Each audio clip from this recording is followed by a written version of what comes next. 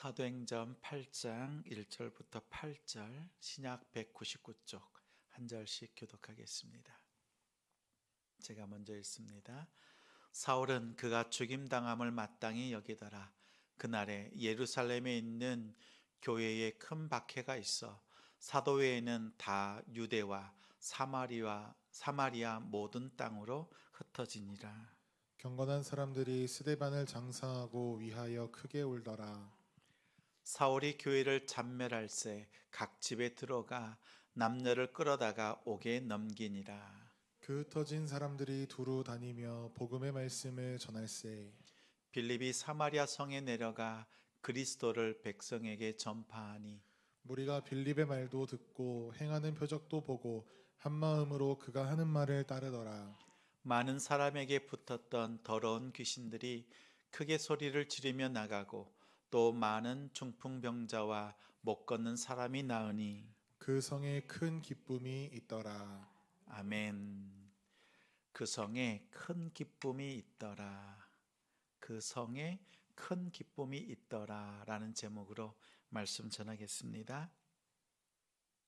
어쩌면 오늘이 올해 들어서 가장 추운 날이 아닌가 이런 생각이 듭니다.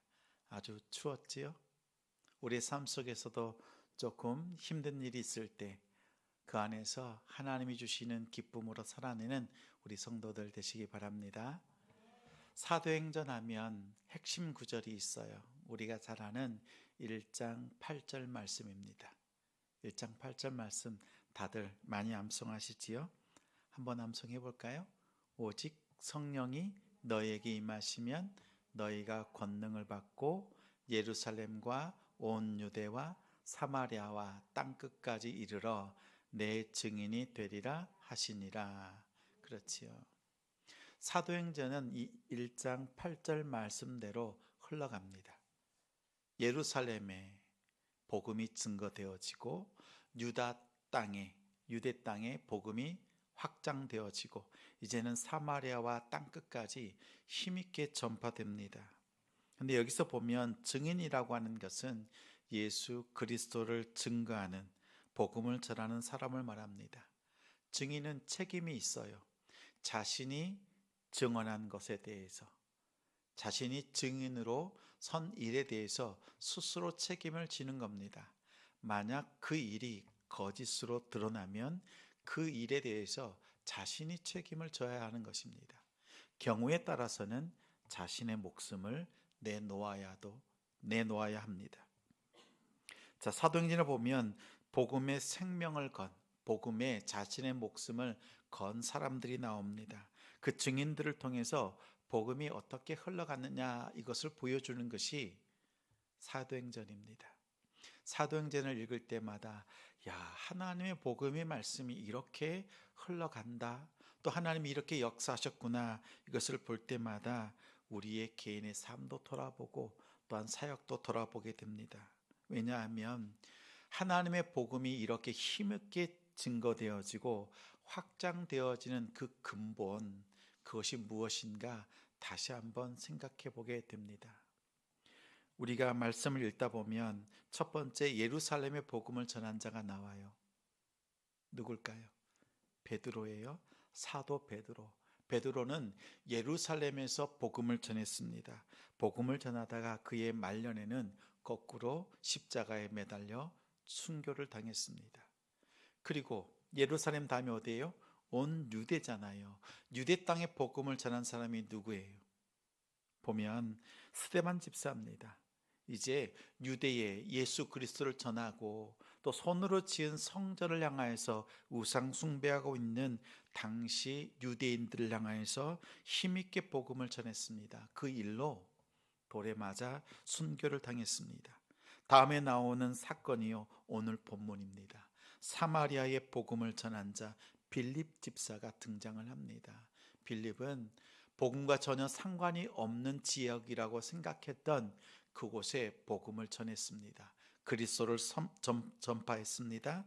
흩어진 무리 속에서 복음을 힘있게 증거했습니다. 그렇게 사마리아 땅에 복음이 증거됩니다. 이제 땅끝까지 복음을 전한 자가 오늘 본문에 등장하지요. 아직 변화되지 않은 사울입니다. 예수님을 만나지 못한 그의 사울, 그가 나중에는 사도 바울이 되지요.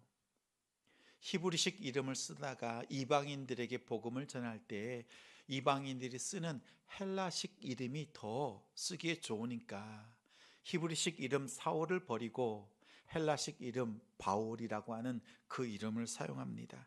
그래서 1차부터 4차 또 5차까지 선교 여행을 통해서 로마까지 복음을 전하는 사람이 되었습니다. 자, 보세요. 사도행전에 보면 예루살렘, 베드로를 통해서 이제 스데반 집사를 통해서 유대 땅에, 또 빌립 집사를 통해서 사마리아까지, 이제 땅끝까지 증거되어지는 것은 오늘 본문에 나온 사울을 통해서 하나님께서 이 복음이 힘있게 증거되게 하셨습니다. 사울은 스데반 집사를 핍박했습니다. 죽이는데 앞장섰습니다. 그래서 사도행전 이 일로 사울의 이 일로 인해서 사도행전 1장 8절 말씀이 8장 1절에 응답이 되었지요. 우리 1절 말씀 한 번 더 같이 읽겠습니다. 같이 읽어요. 사울은 그가 죽임당함을 마땅히 여기더라. 그날에 예루살렘에 있는 교회에 큰 박해가 있어 사도 외에는 다 유대와 사마리아 모든 땅으로 흩어지니라. 사도행전 1장 8절의 말씀이 8장 1절에 와서 어떻게 되었어요? 성취되는 거지요. 무엇을 통해서? 교회가 고난당하고 예수 믿는 것 때문에 박해를 당하는 그 일을 통해서, 특히 스데반 집사의 죽음을 통해서 복음이 땅끝까지 전파되어졌습니다. 1절에 보니까 사울 때문에 복음의 증인들이 흩어졌다라고 합니다. 4절에 보니까 그 흩어진 증인들이 복음을 가지고 땅끝으로 나아갔다. 복음을 흩트는 그러한 일들을 감당했다라고 합니다. 여기서 흩어지다라고 하는 것은 우리가 잘 아는 디아스포라, 흩어진 유대인들, 이런 뜻을 가지고 있습니다. 예루살렘 교회가 핍박을 당하고 사라지는 위기처럼 보였어요. 예루살렘 교회에 누구만 남았어요? 사도 외에는 모든 성도들이 피신할 수밖에 없는, 피할 수밖에 없는 그런 아주 극심한 박해가 있었습니다. 오직 사도밖에 없었다는 것이 아니라 아주 극소수의 사도와 성도들만 남았다는 표현입니다. 예루살렘 교회가 사라질 것처럼 예배드릴 성도가 없을 정도로 그러한 위기에 처한 것처럼 보였지만 오히려 복음은 폭발력 있게, 폭발적으로 사마리아 땅에 복음이 증거되어진 것을 오늘 말씀은 증거하고 있습니다. 복음의 특성은요, 폭발력이에요. 그런데 왜 복음이 이러한 폭발적인 능력을 가지고 있느냐, 이것이 중요한데 오늘 말씀이 그것을 증거하고 있습니다. 먼저는 예루살렘과 온 유대에 나타났습니다. 2장 말씀에 보면 예루살렘에 예수님의 제자들 그리고 120명이 모여서 기도합니다. 그러자 성령 강림의 역사가 나타났습니다. 그러자 성령이 임하자, 성령 세례를 받고 성령 충만함이 임하자 그들 속에는요, 기쁨이 넘쳤어요. 복음을 전하지 않고서는 견딜 수 없는 마음들이 되었습니다. 그래서 숨어 지내던 자들이 담대함을 얻어서 기쁨으로 복음을 증거했습니다. 3장에 보면 어떤 사건이 있어요? 성전 미문에 앉아 있었던 안진뱅이가 있습니다. 그가 예수 그리스도의 이름으로 일어나 걸으라고 할 때 벌떡 일어나 걸었습니다. 그리고 기쁨으로 하나님 앞에 찬양 드렸어요. 보십시오. 기쁨이 있어요. 네 번째 보니까 4장에 보면 초대교회 성도들이 모여서 한 마음과 한 뜻이 되어서 서로 제 것이라고, 자기 것이라고 따지지 않고 서로 풍성히 나눠주고 부족한 자들에게 더 필요를 따라서 더 나눠주는 기쁨이 있었습니다.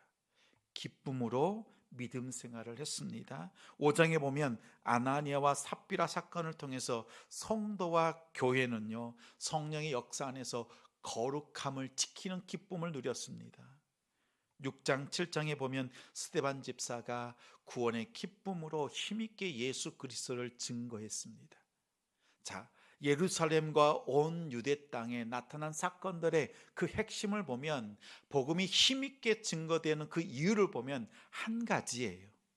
구원의 기쁨, 예수 만난 기쁨, 그 기쁨을 아는, 그 기쁨의 그 능력 속에서요, 복음이 힘있게 증거되었던 것입니다. 복음의 증인들을 바꿔 놓은 것은 복음의 능력인데, 구체적으로 구원의 기쁨입니다. 예수 만난 기쁨이 이렇게 힘있게 복음을 증거할 수 있는 원동력이 되었습니다. 이와 마찬가지로 이번 세 번째, 사마리아 땅에 복음이 힘있게 증거되어지는데 기쁨 충만한 사건들이 나타납니다. 오늘 말씀 5절부터 8절까지 같이 한번 읽겠습니다. 빌립이 사마리아 성에 내려가 그리스도를 백성에게 전파하니, 무리가 빌립의 말도 듣고 행하는 표적도 보고 한 마음으로 그가 하는 말을 따르더라. 많은 사람에게서 붙었던 더러운 귀신들이 크게 소리를 지르며 나가고, 또 많은 중풍병자와 못 걷는 사람이 나으니 그 성에 큰 기쁨이 있더라. 보세요. 빌립 집사가 5장에 임명받고 이제 흩어집니다. 흩어지는 무리 속에 있습니다. 복음을 들고 흩어졌어요. 사마리아에 가서 무엇을 증거했지요? 그리스도를 전파했습니다. 그리스도는 메시아입니다. 구원자입니다. 우리의 삶에 구원자가 누구인가, 이것을 전파했습니다. 구원자가 누구인지 선포했습니다. 그랬더니 표적이 나타납니다. 더러운 귀신이 쫓겨나요. 예수 그리스도 메시아 되심을, 그 복음을 전하니까 더러운 귀신이 쫓겨나고 중풍병자, 떨고 있던 자들, 앉은뱅이가 일어나 걷습니다. 예수 이름의 능력이 나타나요. 예수님은 지금 우리 곁에 없는 것 같지만 예수 그리스도의 이름을 전하니까 그곳에 예수님이 계셨던 때와 동일한 사건들, 그 능력이 나타나기 시작했습니다. 근데 무엇을 전했지요? 예수님이 구원자다라는 거였어요. 표면적으로는 치유의 역사입니다.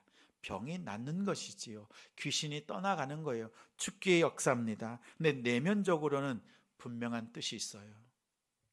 주인이 바뀌는 거예요.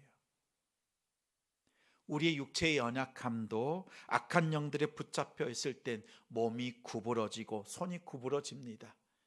우리의 육체의 연약함 때문에 오는 것도 있지만 영적인 것 때문에 우리가 당하는 질고의 아픔들도 있습니다. 그런데 그러한 영혼들을 향하여서 예수 그리스도의 구원자 이름이 선포되어질 때 그것을 붙잡고 있던 악한 영들이 주인 행세를 하다가 예수 그리스도를 영접하는 그 심령 속에 주인으로 예수 그리스도가 들어갈 때 귀신들이 떠나갔고 치유의 역사가 나타났습니다. 예수 그리스도를 듣고 영접하면 그 안에 자유함을 누립니다. 그리고 기쁨이 넘쳐나는 거예요. 우리 예수 그리스도의 복음을 증거하는 것은 다른 것 아니에요. 내가 주인으로 섬기고 또 매어 살고 있었던 악한 세력, 그 영적인 세력들로부터 예수 그리스도가 나의 주 되심을 고백하고 나의 주인이 바뀌심을 경험함을 통해서 내 안에 눌림이 아니라 자유함, 예수 그리스도 안에서 누리는 그 기쁨을 누리는 것이었습니다. 오늘 빌립 집사가 또 흩어진 자들이 복음을 증거할 때 사마리아 성에 예수의 기쁨, 구원의 기쁨, 또 예수 만난 기쁨이 가득했습니다. 여러분 보십시오. 복음 전도의 사명 중요합니다. 구원의 사명 너무나 중요합니다. 그런데 이 안에 구원의 기쁨, 전도의 기쁨이 없으면 메말라요. 메말라요. 여러분 안에 예수 믿는 기쁨이 있는가 한번 돌아보십시오. 내가 예수를 알고 주님 앞에 섬기고 헌신하고 충성하는 이 일이요, 사명으로만 감당하는 것이 아니라 내 안에 예수 그리스도께서 주인 되어 주시고 구원의 그 기쁨 속에서 그 사명을 감당할 때 진정한 능력이 나타납니다. 기쁨이 없는 메마른 사명은요, 마음만 조급해져요. 마음이 조급해져요. 내 안에 기쁨이 없으면 복음은 전하긴 전해야 되겠는데 이제 얼마 남지 않은 것처럼 느껴지고 이 기회가 아니면 안 될 것처럼 느껴져요. 그래서 마음이 조급하기만 합니다. 대부분 어떤 대상으로 그렇지요? 우리 자녀들이에요. 자녀들을 바라볼 때 지금 내 안에 내 자녀가 믿음 안에 굳게 서 있지 못하다 이런 생각이 들 때요, 어떻게든 구원의 확신 심어주고 싶고 예수 잘 믿게 하고 싶어요. 근데 그것이 잘 되려고 하면 부모의 믿음 안에 그 신앙 안에요, 예수 믿는 기쁨, 그 기쁨을 보여주는 것이 가장 강력한 방법입니다. 오늘 사마리아 땅에 내려가서 복음을 증거한 빌립 집사가요, 사명으로만 간 것이 아니라 구원의 기쁨을 가지고 그 사명을 감당하는 거예요. 이 기쁨이 없으면 메마를 수밖에 없거든요. 마음이 조급할 수밖에 없습니다.